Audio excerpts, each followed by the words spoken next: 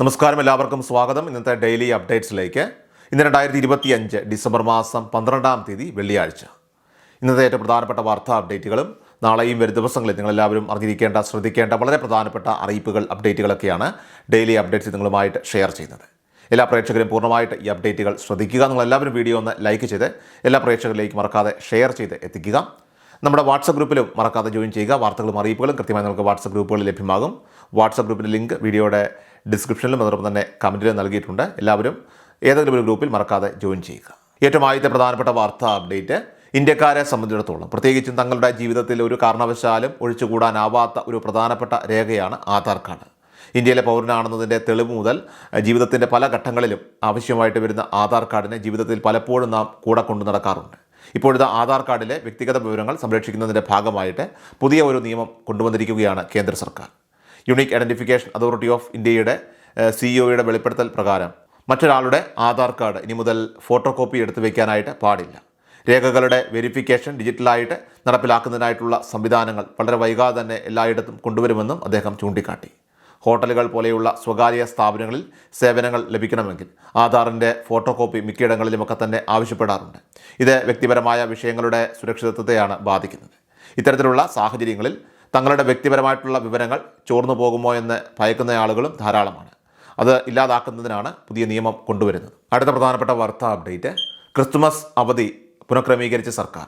School അടയ്ക്കുന്നത് ഒരു ദിവസം നീട്ടിയിരിക്കുകയാണ്. ഡിസംബർ 24 മുതൽ ജനുവരി 4 വരെയാണ് സ്കൂളുകൾക്ക് അവധി പ്രഖ്യാപിച്ചിരിക്കുന്നത്. അർദ്ധവാർഷിക പരീക്ഷയ്ക്ക് ശേഷം 23-നാണ് സ്കൂളുകൾ അടയ്ക്കുക. അവധിക്ക് ശേഷം സ്കൂൾ തുറക്കുക ജനുവരി 5-നായിരിക്കുമെന്നും പൊതുവിദ്യാഭ്യാസ വകുപ്പ് വ്യക്തമാക്കി. പതിവിൽ നിന്ന് വ്യത്യസ്തമായിട്ട് ഇത്തവണ ക്രിസ്മസിന് 12 ദിവസങ്ങളാണ് കുട്ടികൾക്ക് അവധി ലഭിക്കുക. സാധാരണ വർഷങ്ങളിൽ 10 ദിവസമാണ് ക്രിസ്തുമസ് അവധി ഉണ്ടായിരിക്കുക. അതേസമയം തദ്ദേശ തെരഞ്ഞെടുപ്പിൻ്റെ പശ്ചാത്തലത്തിൽ ക്രിസ്മസ് പരീക്ഷ തീയതിയിൽ മാറ്റം വരുത്തിയതിനാലാണ് അവധികളുടെ എണ്ണം വർദ്ധിച്ചിരിക്കുന്നത്. ഡിസംബർ 15-ന് ആരംഭിച്ച് ക്രിസ്മസ് പരീക്ഷകൾ 23-നാണ് അവസാനിക്കുക. അടുത്ത പ്രധാനപ്പെട്ട വാർത്താ അപ്ഡേറ്റ്, ഇടയ്ക്കിടെ ഫോണിലേക്ക് കടന്നു വരുന്ന പ്രൊമോഷണൽ മെസ്സേജുകൾ നിയന്ത്രണ വിധേയമാക്കുന്നതിനുള്ള പദ്ധതിയുമായിട്ട് Telecom Regulatory Authority of India Reserve Bank of ഇന്ത്യയുമായി കൈകോർത്തുകൊണ്ടുള്ള പൈലറ്റ് പ്രൊജക്ടിൻ്റെ ഭാഗമായിട്ടാണ് ടെലികോം അതോറിറ്റിയുടെ നീക്കം. ഈ പദ്ധതി പ്രകാരം ചെറിയൊരു വിഭാഗം മൊബൈൽ ഫോൺ ഉപഭോക്താക്കളിലേക്ക് ജാഗ്രതാ നിർദ്ദേശവുമായിട്ട് SMS വരുമെന്ന്, അതിൽ പരിഭ്രാന്തരാകേണ്ടതില്ലെന്നും ട്രായ് അറിയിച്ചിട്ടുണ്ട്.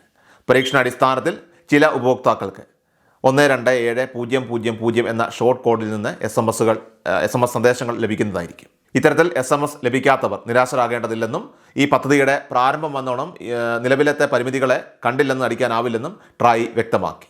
ടെലികോം മാനേജ്മെൻറ്റുമായിട്ട് കണക്ട് ചെയ്യാവുന്ന ലിങ്കും ചെയ്യേണ്ട കാര്യങ്ങളെക്കുറിച്ചുള്ള സന്ദേശവും ഓരോ SMS-ലും ഉൾപ്പെട്ടിട്ടുണ്ടാകും. ഇതുവഴി തങ്ങളുടെ മൊബൈൽ നമ്പറുമായി ബന്ധപ്പെട്ട ബാങ്ക് നിർദ്ദേശങ്ങളും പ്രൊമോഷണൽ പരസ്യങ്ങളെക്കുറിച്ചും ഉപഭോക്താക്കൾക്ക് അറിയാൻ സാധിക്കും. നിർദ്ദേശങ്ങൾ സ്വീകരിച്ചുകൊണ്ട് മുന്നോട്ട് പോകണോ വേണ്ടയോ എന്ന് ഉപഭോക്താക്കൾക്ക് തീരുമാനിക്കാം.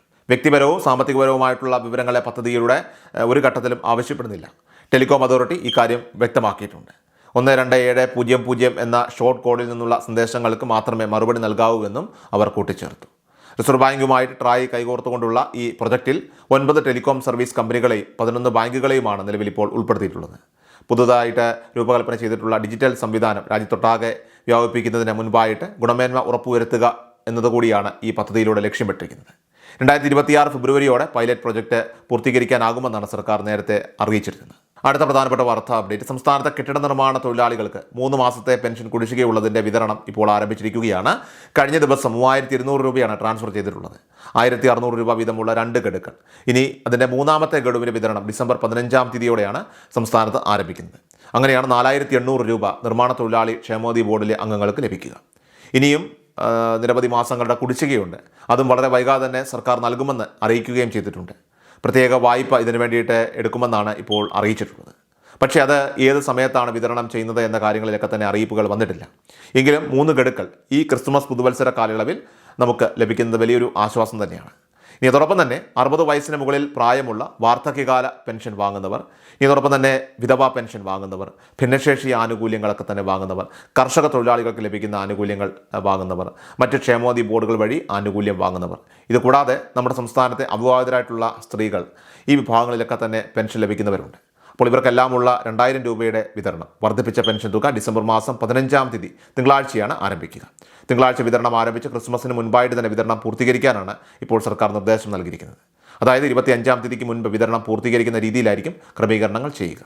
ബാങ്ക് അക്കൗണ്ടിലും കൈകളിലേക്കും 63 ലക്ഷത്തിനടുത്ത് വരുന്ന ഗുണഭോക്താക്കൾക്കായിരിക്കും ഇത്തരത്തിൽ തിങ്കളാഴ്ച മുതൽ ഈ ഒരു 2000 രൂപയുടെ വിതരണം ഉണ്ടാവുക. ഏറ്റവും അവസാനമായിട്ട് സംസ്ഥാനത്തെ സ്വർണ്ണവില പരിശോധിച്ചാൽ സംസ്ഥാനത്ത് വ്യാഴാഴ്ച ഡിസംബർ 11-ാം തീയതി 2 തവണ സ്വർണ്ണനിരക്ക് രേഖപ്പെടുത്തി. രാവിലെ നേരിയ ഇടിവുമായെത്തി ആശ്വാസമായതിന് പിന്നാലെ ഉച്ചയ്ക്ക് ശേഷം വർദ്ധിക്കുകയായിരുന്നു സ്വർണ്ണവില. രാവിലെ 22 കാരറ്റ് സ്വർണ്ണത്തിന് ഗ്രാമിന് 10 രൂപ കുറഞ്ഞ് 11,935 രൂപയിലും പവന് 80 രൂപ കുറഞ്ഞ് 95,480 രൂപയിലുമാണ് രാവിലെ വ്യാപാരം പുരോഗമിച്ചത്. എന്നാൽ ഉച്ചയ്ക്ക് ശേഷം 22 കാരറ്റ് സ്വർണ്ണത്തിന് ഗ്രാമിന് 50 രൂപ കൂടി 11,985 രൂപയും പവന് 400 രൂപ കൂടി 95,880 രൂപയിലുമാണ് വ്യാപാരം പുരോഗമിച്ചത്. സോ ഡെയിലി അപ്ഡേറ്റ്സ് പൂർണ്ണമാവുകയാണ്. എല്ലാവരിലേക്കും നിങ്ങൾ ഈ അപ്ഡേറ്റ്സ് ഇപ്പോൾ തന്നെ ഷെയർ ചെയ്യുക. നമ്മുടെ വാട്സപ്പ് ഗ്രൂപ്പിൽ ജോയിൻ ചെയ്യുക. വാർത്തകളും അറിയിപ്പുകളും എല്ലാ ദിവസവും കൃത്യമായി നിങ്ങൾക്ക് വാട്സപ്പ് ഗ്രൂപ്പുകളിൽ ലഭ്യമാകുന്നതാണ്. നമ്മുടെ വാട്സപ്പ് ഗ്രൂപ്പിൻ്റെ ലിങ്ക് വീഡിയോയുടെ ഡിസ്ക്രിപ്ഷൻ ബോക്സിലും കമൻറ്റിലും നൽകിയിട്ടുണ്ട്. സോ എല്ലാ പ്രേക്ഷകരും മറക്കാതെ ഏതെങ്കിലും ഒരു ഗ്രൂപ്പിൽ ജോയിൻ ചെയ്യുക. വാർത്തകൾ എല്ലാവരിലേക്കും ഷെയർ ചെയ്യുക. വീഡിയോ ഡെയിലി അപ്ഡേറ്റ്സുമായിട്ട് നമുക്ക് നാളെ കാണാം. അതുവരേക്കും നന്ദി, നമസ്കാരം. കൃഷാൽ മീഡിയ എല്ലാ ദിവസവും വാർത്തകളും അറിയിപ്പുകളും ഡെയിലി അപ്ഡേറ്റ്സും ലഭിക്കാൻ ഇപ്പോൾ തന്നെ ചാനൽ സബ്സ്ക്രൈബ് ചെയ്യുക, ഫോളോ ചെയ്യുക. നിങ്ങളുടെ ലൈക്കും ഷെയർ നൽകി ഞങ്ങളെ സപ്പോർട്ട് ചെയ്യുക. നിങ്ങളുടെ അഭിപ്രായങ്ങൾ കമന്റ് ബോക്സിൽ രേഖപ്പെടുത്തുക.